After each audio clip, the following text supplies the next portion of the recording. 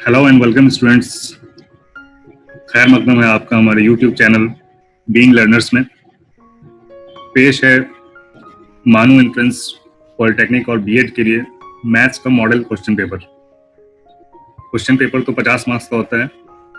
फिलहाल ये 10 क्वेश्चंस हैं। पूरे 50 क्वेश्चन एक ही पार्ट में एक ही वीडियो में बनाना मुश्किल है, इसके लिए 10-10 करके पार्ट वाइज इसको कर रहे हैं सॉल्व। तो उम्मीद है कि ये पेपर आपको पहले ही मिल चुका होगा, आपने ट्राई किया होगा, और अगर आपको नहीं मिला तो आप हमारे व्हाट्सएप ग्रुप में शामिल हो सकते हैं, जिससे आपको क्वेश्चन पेपर वीडियो से पहले मिल जाए। तो डिस्क्रिप्शन में व्हाट्सएप लिंक भी दिया हुआ है, आप उसके थ्रू व्हाट्सएप ग्रुप में मानू एंट्रेंस टेस्ट का एक ग्रुप है व्हाट्सएप ग्रुप, उसमें आप ज्वाइन कर सकते हैं, जिससे आपको वीडियो से पहले आपका पीडीएफ मिल जाएगा और आप अच्छे से प्रैक्टिस कर सकते हैं वीडियो आने से पहले, और जो भी कंफ्यूजन होगा वो वीडियो में दूर कर दिया जाएगा। ठीक है, तो स्टार्ट करते हैं क्वेश्चन नंबर 1 से। यहाँ पे क्वेश्चन नंबर 1 है कि अगर एक खत मुसल्लस के किसी दो इजला को यकसा निस्बत में तकसीम करता है, तब यह खत तीसरे जिले के क्या होगा? मुतवाजी होगा, अमूद होगा, ममास होगा, या कुछ नहीं होगा? तो क्वेश्चन देख लीजिए क्या है।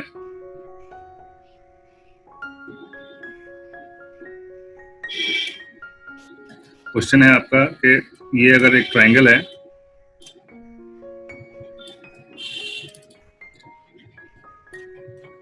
ये अगर ट्रायंगल है, अगर जिस रेशियो में यानी अगर ये मान लीजिए कि ये और ये इनका रेशियो 2:3 है, तो अगर सेम रेशियो में, ठीक है, सेम रेशियो में अगर 2:3 सेम रेशियो में अगर ये लाइन खींचा जाए, ठीक है, अगर एक खत मुसल्लस के किसी दो इजला यानी ये दो लाइन, एक ये लाइन हो गया एक ये लाइन हो गया, दो इजला को यकसा निस्बत यानी कि सेम प्रोपोर्शन में तकसीम करे, यानी ये लाइन अगर सेम प्रोपोर्शन में तकसीम करे तो वो तीसरे खत में, यानी तब ये खत तीसरे जिला यानी थर्ड लाइन का क्या होता है? तो ये थर्ड लाइन का पैरेलल होता है। ठीक है, ये दोनों लाइन आपस में पैरेलल होते हैं, तो पैरेलल को उर्दू में मुतवाजी बोलते हैं। तो यहाँ पे आपका आंसर हो जाएगा मुतवाजी।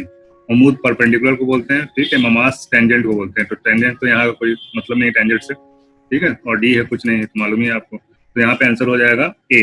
ठीक है, नेक्स्ट क्वेश्चन देखते हैं। क्वेश्चन नंबर 2 में क्या है?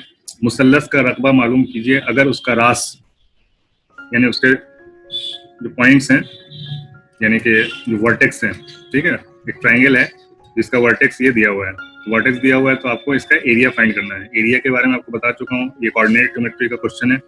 ठीक है, 1 - 1 है इसका, ठीक है, -4 और 6 है, ठीक है, और तीसरा है -3 और -5।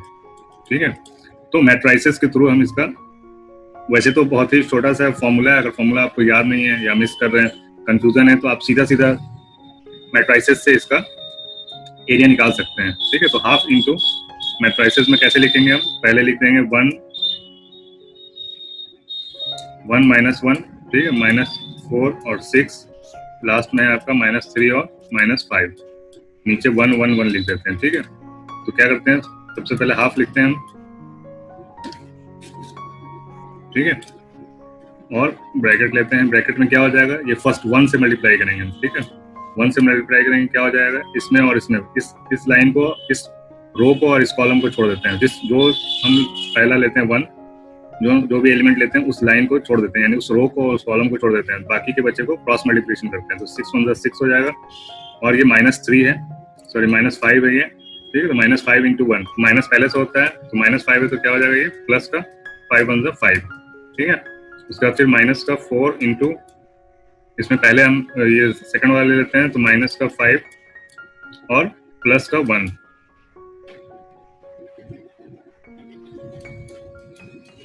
ठीक है, लास्ट का लेते हैं -3 इंटू, ये कॉलम छोड़ देंगे और ये रोज छोड़ देंगे, तो क्या मिलेगा अपने को -1 -6, ठीक है। अभी इसको एक्सपेंड करेंगे तो क्या हो जाएगा, हाफ, 6 और 5 11, 11 11 1 11, 11 का 11, माइनस का, ये माइनस का 4 आएगा, -4 इंटू -4 प्लस का 16, ठीक है। उसके बाद माइनस का, यहाँ -7 हो जाएगा, 6 + 1 7 हो जाता है, माइनस का साइन आएगा, माइनस माइनस प्लस हो जाएगा, 7 × 3 = 21, ठीक है। इसको ऐड करेंगे, कितना हो जाएगा, हाफ इंटू 6 + 1 7 + 1 8, ठीक है, 2 + 1 3 + 1 4 48, यानी कि 2 24 48। तो क्या आंसर आ जाएगा हमारा, 24 मुरब्बा यूनिट, यानी 24 स्क्वायर यूनिट। यूनिट यहाँ पे कोई दिया नहीं है इसके लिए, आप मीटर सेंटीमीटर नहीं बता सकते हैं, तो ये हो जाएगा मुरब्बा यूनिट। ठीक है, उम्मीद करता हूँ क्वेश्चन समझ में आ रहा होगा आपको। नेक्स्ट क्वेश्चन देखेंगे, क्वेश्चन नंबर 3। ठीक है, ट्राइंगल ए बी सी में जो ए बी का लेंथ दिया हुआ है 6√3, ठीक है, और ए सी का लेंथ दिया हुआ है 12 सेंटीमीटर और बी सी है 6 सेंटीमीटर। तो जाविया बी बताना है आपको। तो मान लीजिए कि एक ट्राइंगल मैंने बना लिया है ऐसे, ठीक है, ए बी सी,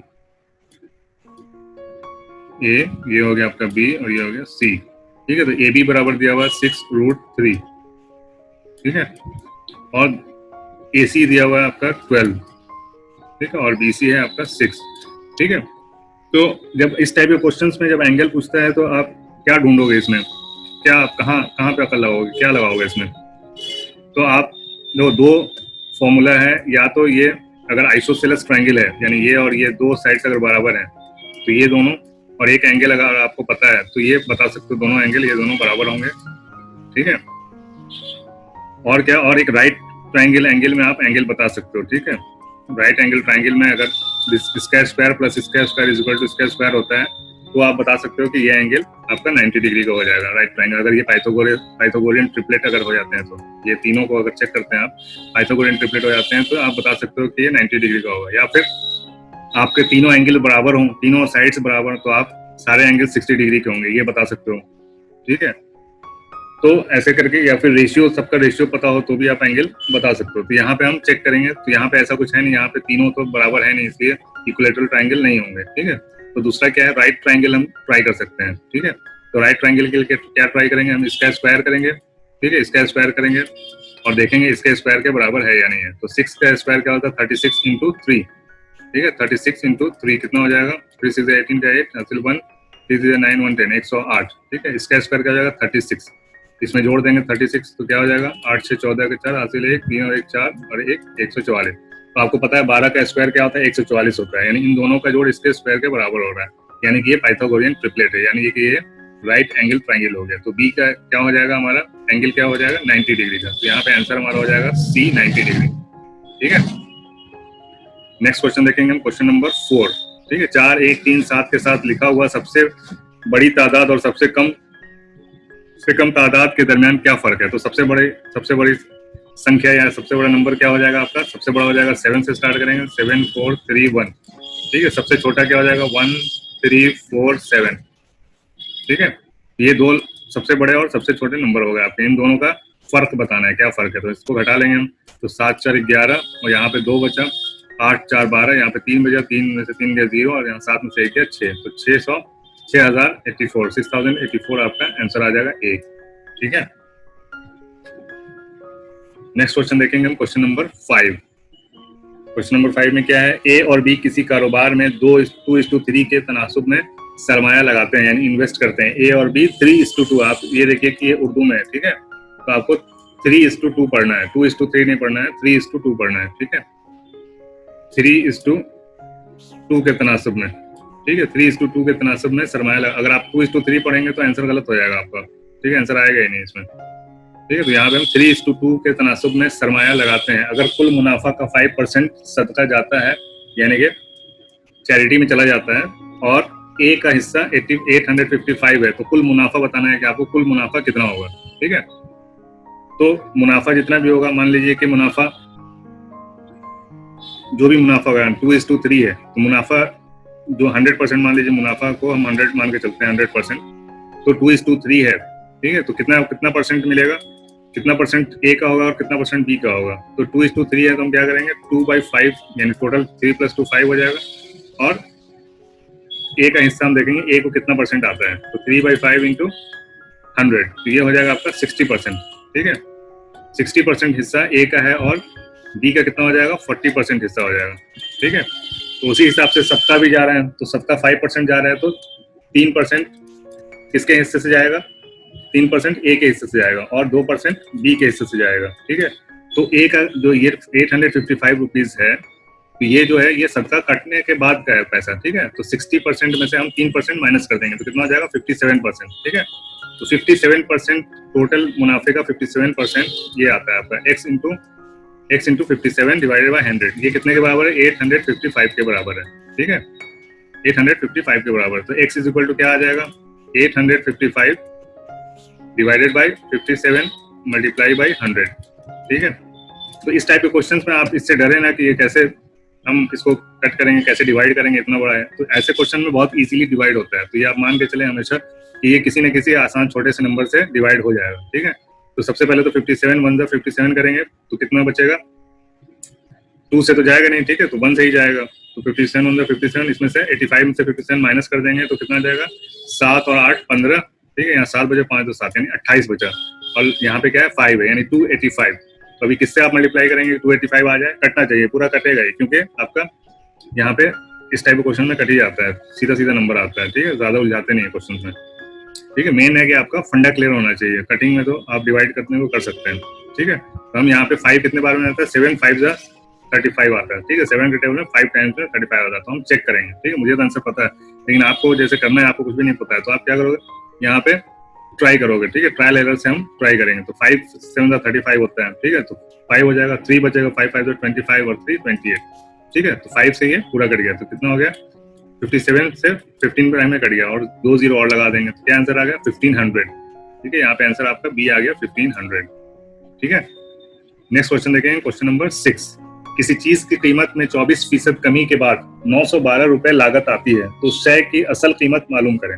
ठीक है, तो दो तरीका है इसका, सीधा सीधा। सबसे पहले तो बाद में आपको शॉर्टकट बताता हूँ, पहले सीधा सीधा बताते हैं कैसे करते हैं इसको। ठीक है, 24% कम के बाद 912 रुपए आता है। ठीक है, तो मान लीजिए कि वो रकम है, उस चीज की कीमत है x, तो x का 24% क्या हो जाएगा, x इंटू 24 डिवाइडेड बाई 100। ठीक है, x का 24% ये आता है, तो कितना हो गया ये 0.24x। ठीक है, तो ये x में से घटाने के बाद है, तो x में से हम घटा लेंगे 0.24x। ठीक है, इज इक्वल टू 912 रुपए है। ठीक है, 912 रुपए, तो ये कितना हो जाएगा, 0.24 माइनस करेंगे 1 में से, तो कितना आ जाएगा, 24 है ये, तो 76। ठीक है, 76 यानी 0.76 0.76x इज इक्वल टू 912। ठीक है, तो x is equal to 912 divided by 0.76। ठीक है, या फिर 76 पॉइंट हटा देंगे तो यहाँ पे हमारा 100 आ जाएगा। ठीक है, ठीक है, पॉइंट में डील करने में थोड़ी तकलीफ होती है, तो हम ऐसे करेंगे 912 डिवाइडेड बाई 76 इंटू 100। तो 76 से कितने बार में जाएगा ये 912। ठीक है, तो वन टाइम में क्या हो जाएगा, 76 माइनस 91 कितना आ जाएगा, 76 माइनस 91 यहाँ देख लेंगे, 6 5 11। ठीक है, यहाँ बचा 8 7 और 1 8 15, यानी 152 हो जाएगा। तो ये कितने बार में आएगा, 6 2 जा 12 होता है, तो 6 2 जा 12 का 2 हासिल 1 2 7 जा 14 1 15, यानी 2 बार में ये कट जाएगा। ठीक है, तो ये कितने बार में कटा, 12 बार में, 76 12 जा 912, 12 इंटू 100 1200, आंसर क्या आ जाएगा आपका 1200। ठीक है,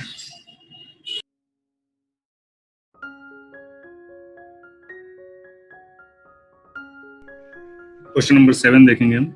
10 किलो सेब की कीमत चावल की 24 किलोग्राम कीमत के बराबर है। ठीक है, आटे की 6 किलोग्राम की कीमत 2 किलो चावल की कीमत के बराबर है। हर 1 किलो आटे की कीमत 20.50 यानी 20 रुपए 50 पैसे है। ठीक है, तो आपको बताना है कि 4 किलो सेब, 3 किलो चावल और 5 किलो आटा की कुल लागत कितनी होगी।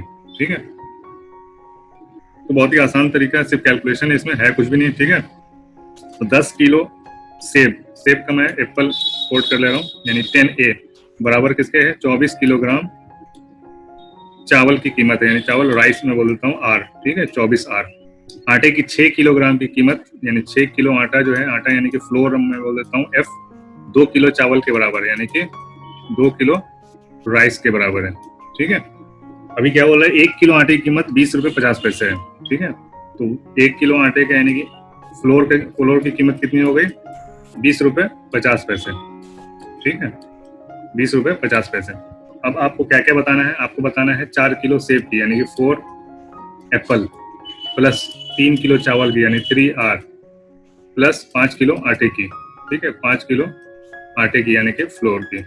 ठीक है, तो फ्लोर की कीमत आपको पता है, तो सीधा सीधा 5 किलो आटे का दाम आप यहाँ पे डायरेक्ट 5 से गुणा करके लिख सकते हैं। तो 500, 5 पच्चे 25 का 5 हासिल 2, 5 0 0 यानी कि 2, 5 दूनी के 10। ठीक है, तो 102 रुपए 50 पैसे कीमत हो गई आपकी 5 किलो आटे की। अब देखिए अब क्या निकालेंगे, अब आपको निकालना है, आपको क्या निकालना है, आर।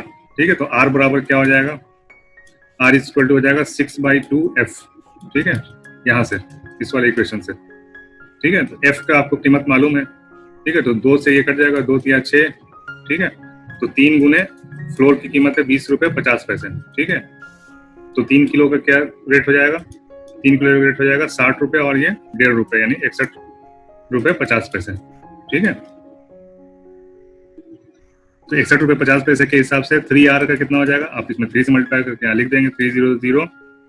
ठीक है, 3 5 15 का 5 हासिल 1, 3 1 3 प्लस 1 4। ठीक है, 3 6 18, ये हो गया आपका 184.50। ये किसका कीमत हो गया आपका आर का। ठीक है, अब आर आपको पता है तो आप ए निकाल सकते हो। ठीक है, ए कैसे निकलेगा, ए इज इक्वल टू 24R है। ठीक है, 24R। ठीक है, और 2R के बराबर 6F है। तो आप डायरेक्ट ज्यादा उलझन में नहीं पड़ो, डायरेक्ट आप निकाल सकते हो यहाँ से। ए इज इक्वल टू क्या हो जाएगा, ए इज इक्वल टू हो जाएगा आपका 24 डिवाइडेड बाई 10 इंटू आर। ठीक है, आर आपको पता है, आर क्या है, आर का रेट है आपका 61.50। ठीक है, तो आर यहाँ पे लिख दो। ठीक है, 24 इंटू 61.5। ठीक है, 61.5। ठीक है, इसको मल्टीप्लाई कर देंगे, फिर 10 से हम डिवाइड कर देंगे, यानी एक पॉइंट सरक जाएगा। पहले ही सरका देते हैं, यहाँ पे लिख देते हैं पॉइंट। ठीक है, इस पॉइंट को हटा के यहाँ रख देते हैं, तो 6.15 हो गया, और 24 से मल्टीप्लाई कर देना है, तो क्या आ जाएगा, 4 5 20 का 0 हासिल 2, 4 1 4 प्लस 2 6। ठीक है, 4 6 24। 2 से करेंगे, 2 5 10 का 0 हासिल 1, 2 1 2 प्लस 1 3, 2 6 12। ठीक है, 0 6 4 3 7। ठीक है, 2 2 4 और 1।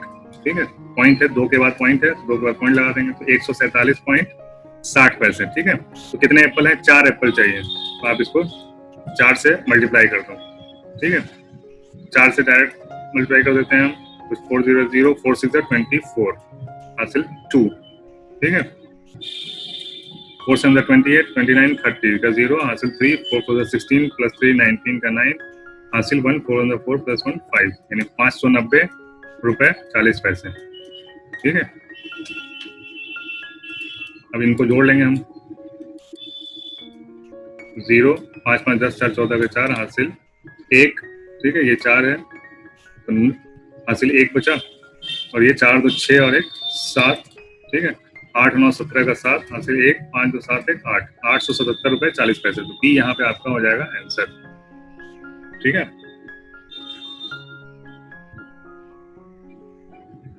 नेक्स्ट क्वेश्चन देखेंगे, क्वेश्चन नंबर 8। एक शख्स के पास 1 रुपए के नोट, 5 रुपए के नोट और 10 रुपए के नोट में 480 रुपए हैं। ठीक है, 480 रुपए हैं, ये तीनों नोट हैं उसके पास।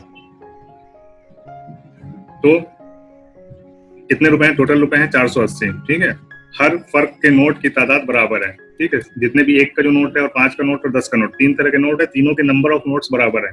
तो इसके पास नोटों की कितनी तादाद है, टोटल कितने नोट हैं इसके। ठीक है, तो मान लीजिए कि एक नोट की तादाद x है। ठीक है, एक नोट की तादाद x है, तो अगर 1 रुपए का नोट है तो वो कितना रुपए हो जाएगा, 1 इंटू एक्स हो जाएगा। ठीक है, और 5 रुपए का नोट टोटल कितना वैल्यू हो जाएगा, 5 इंटू एक्स, और 10 रुपए का नोट कितना हो जाएगा, 10 इंटू एक्स। ये वैल्यूज होगा, ये इन तीनों को अगर हम जोड़ दें, तीनों को प्लस कर दें, तो क्या हो जाएगा, इन तीनों को जोड़ने पे हमारा आ जाएगा 480 रुपए हो जाएंगे। ठीक है, तो कितना हो गया, 5 और 6 और 10 16x। ठीक है, 16x इज इक्वल टू 480 रुपए। ठीक है, तो x इज इक्वल टू क्या आ जाएगा, 30। ठीक है, तो x एक तरह का नोट x है। ठीक है, तो कितने तरह के नोट है, 3 तरह के नोट हैं, तो 3 तरह के नोट कितने हो गए, तो x इंटू 3 कर देंगे, तो 30 इंटू 3 90 टोटल नोट्स हमारे हो गए, 90 नोट्स हैं। ठीक है, तो आंसर यहाँ पे डी हो जाएगा 90। नेक्स्ट क्वेश्चन देखेंगे, क्वेश्चन नंबर 9। ठीक है, इसमें क्या है, इसमें कुछ भी नहीं है, बहुत ही आसान क्वेश्चन है। इसमें सिर्फ आपको ये पता होना चाहिए कि पावर्स का हम करते क्या है। ठीक है, यहाँ पे मल्टीप्लाई हो रहा है, बेस सेम है। ठीक है, तो पावर क्या हो जाएंगे, मल्टीप्लाई में जुड़ जाते हैं, डिवाइड में घट जाते हैं। ठीक है, तो यहाँ पे क्या हो जाएगा, 17 टू द पावर हो जाएगा 3.5 प्लस का वाट जो है। ठीक है, वाट मीन्स x कुछ भी मान लेते हैं। ठीक है, इज इक्वल टू क्या हो जाएगा, 17 टू द पावर 8। तो चूंकि दोनों साइड में बेस सेम है, तो हमारा पावर भी सेम हो जाएगा, इक्वल हो जाएगा पावर। ठीक है, तो 3.5 plus what is equal to 8 हो जाएगा। ठीक है, तो वाट इज इक्वल टू क्या हो जाएगा, 8 माइनस 3.5। यानी व्हाट इज इक्वल टू आ गया 4.5। ठीक है, डी हो गया आपका यहाँ पे आंसर। नेक्स्ट क्वेश्चन देखेंगे हम, क्वेश्चन नंबर 10, लास्ट क्वेश्चन है। ठीक है, क्वेश्चन नंबर 10 में क्या है, हर 3 साल के वक्फे पर पैदा होने वाले 5 बच्चों की उम्रों का मजमुआ 50 साल है। ठीक है, हर 3 साल के वक्फे पर पैदा होने वाले 5 बच्चों की उम्र का मजमुआ 50 साल है। तो सबसे छोटे बच्चे की उम्र क्या है? तो मान लीजिए कि सबसे छोटा जो अभी पैदा हो, सबसे छोटे उम्र के बच्चे की उम्र x है। ठीक है, तो उससे बड़े की उम्र कितनी होगी? x+3। ठीक है, 3 साल की छोटाई बड़ाई है, सब में 3-3 साल का फर्क है। उससे बड़े वाले बच्चे की उम्र कितनी होगी? तो उससे 3 साल और पहले पैदा होगा, तो x+6। उससे बड़े वाले बच्चे की उम्र क्या होगी? तो x+9। टोटल कितने बच्चे हैं? 5 बच्चे हैं, तो 1 2 3 4। लास्ट जो सबसे बड़ा बच्चा है उसकी उम्र कितना आ जाएगी? x+9 और 3 12। ठीक है, तो ये टोटल सबकी उम्र जोड़ने पे कितनी आ जाएगी? 50। ठीक है, तो ये टोटल कितना हो जाएगा? 1x 2x 3x 4x और ये 5x।